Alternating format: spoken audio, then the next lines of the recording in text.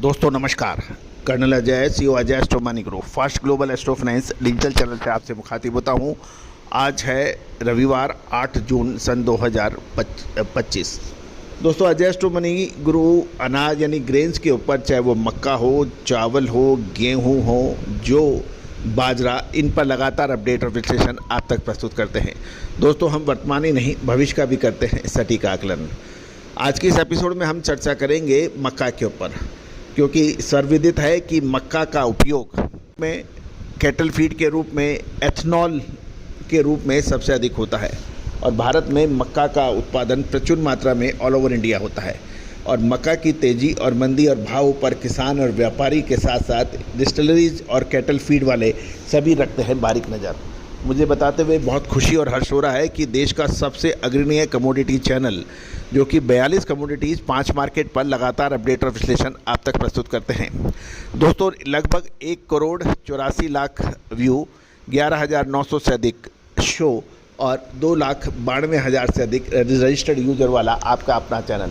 यदि आप चैनल पे पहली बार आए हैं और अभी तक सब्सक्राइब नहीं किया है, यदि चैनल पसंद आए तो सब्सक्राइब अवश्य कीजिएगा, बेल आइकन यानी घंटे के निशान को पुश कीजिएगा। साथ साथ हमारा साप्ताहिक अखबार जो मात्र 3,000 रुपये वार्षिक शुल्क पर उपलब्ध है, इसमें आपको देश दुनिया की महत्वपूर्ण कमोडिटी खबरें, साप्ताहिक कुछ कमोडिटीज़ की तेज़ी मंदी के विश्लेषण के साथ साथ आपको प्रतिदिन आपके व्हाट्सएप पर देश के मंडियों के भाव अपडेट होते हैं। साथ साथ हमारा अग्रिम विश्लेषण जो कि बड़े व्यापारी, स्टॉकिस्ट, मिलर्स के लिए है, उसमें अग्रिम विश्लेषण यानी आगे क्या होने की संभावना है, इसकी विशेष रिसर्च आपको अपडेट होती है। इसके लिए आप अतिरिक्त शुल्क देके आप संपर्क कर सकते हैं। जानिए रिपोर्ट विस्तार से। दोस्तों कहा जाता है कि एग्रो कमोडिटीज़ के अंदर यदि आपका विश्लेषण सही है और आपकी वित्तीय स्थिति सुदृढ़ है, मार्केटिंग टीम आपकी मजबूत है, तो आपको आगे बढ़ने से कोई नहीं रोक सकता। लेकिन यदि आपके पास विश्लेषण नहीं है, वित्तीय स्थिति मजबूत है, मार्केटिंग टीम भी है, सब कुछ है, तो आप आगे नहीं बढ़ सकते। तो दोस्तों जिस प्रकार 3 स्तंभ माने जाते हैं, उसी तरह से विश्लेषण एक प्रमुख स्तंभ के रूप में माना जाता है, जो सही गाइडेंस आपको कहाँ से कहाँ ले जा सकने में सक्षम होती है। जहाँ तक मक्का की हम लोग आज बात करेंगे, मक्का के अंदर एथनॉल कंपनियों की डिमांड बढ़ने की प्रबल संभावना बन गई है। जानिए रिपोर्ट विस्तार से। दोस्तों महत्वपूर्ण यह है कि सरकार ने साल 2024-25 में पेट्रोल में एथनॉल मिश्रण कार्यक्रम, जिसे EBP कहते हैं, सरकार ने साल 2024-25 में 18% और 2025-26 में 20% मिश्रण का लक्ष्य निर्धारित किया हुआ है।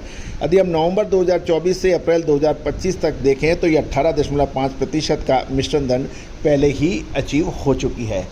और साथ साथ इसी को देखते हुए तेल मार्केटिंग ऑयल मार्केटिंग कंपनी यानी तेल विपणन कंपनियों ने एथनॉल सप्लाई वर्ष 2024-25 के लिए अपनी डिमांड 947 करोड़ लीटर से बढ़ाकर 1,050 लीटर कर दी है, जिससे और लगभग खबर निकल के आ रही है कि लगभग 30 करोड़ लीटर की एडिशनल सप्लाई के लिए नया टेंडर जल्द ही जारी होने की संभावना बन गई है।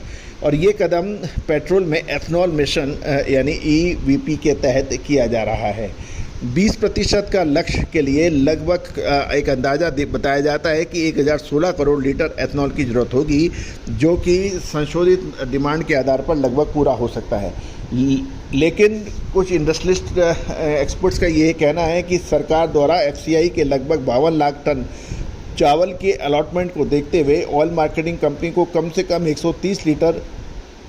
130 करोड़ लीटर अतिरिक्त डिमांड करनी चाहिए थी। और ये चावल 22 रुपये 50 पैसे प्रति किलो की दर से डिस्टिलरियों को दिया जा रहा है, यानी लगभग 2250 रुपये प्रति क्विंटल।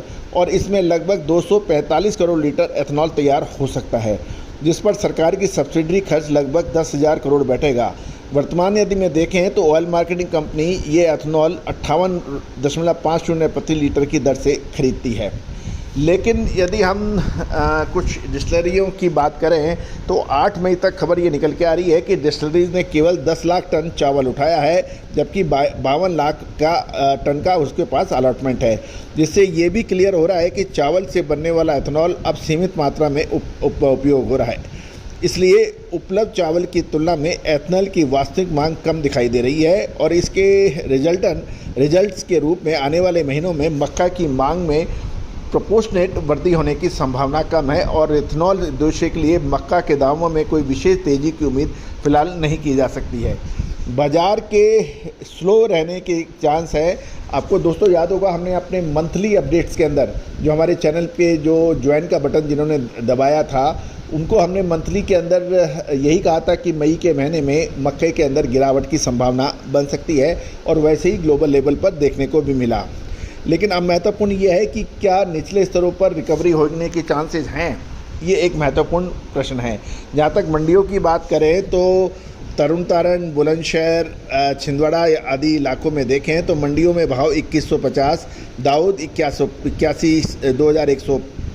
2185, फैज़ाबाद 2120, गुलाब भाव 2050 और क्या भाव हैं। साथ साथ जो बाज़ार की स्टेबिलिटी की स्थिति को और स्पष्ट कर रहे हैं, लिए भी ध्यान देने वाली बात यह है कि पिछले कुछ दिनों में कुछ ऐसे बदलाव भी देखने को मिले जो कि बाज़ार के अंदर तेज़ी की अग्रिम हमारी विश्लेषण को सही साबित करते दिखाई दे रहे हैं। तो कुल मिलाकर आप मोटे तौर पे अब एक प्रश्न यह है कि क्या मक्का के अंदर टर्नओवर हो रहा है या उसमें कुछ विशेष बदलाव आने की संभावना है। इसके लिए चैनल पे लगातार बने रहिए और विशेष अग्रिम रिसर्च रिपोर्ट के लिए आप संपर्क कर सकते हैं। All the very best, good luck, happy trading. Sonakshi की रसोई में आज की स्पेशल गेस्ट है मौसमी चैटर्जी जी। ये जी नहीं, मौसमी आंटी।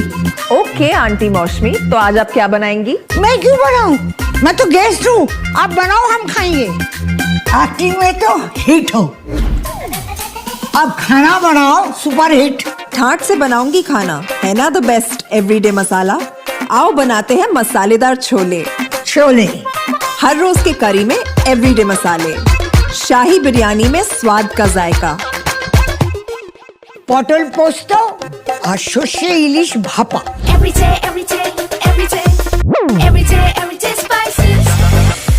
साफ मसाले, खुशबू और प्योर झांझ, टेस्ट से भर दे हर जुबान पे स्वाद। एवरीडे मसाले, देश का स्वाद।